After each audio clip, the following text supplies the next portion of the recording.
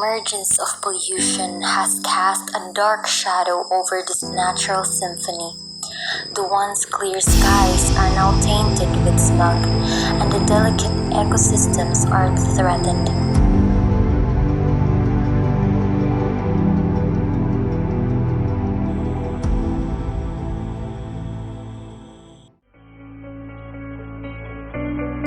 Nature, with its awe-inspiring beauty and intricate patterns, has captivated the hearts of many.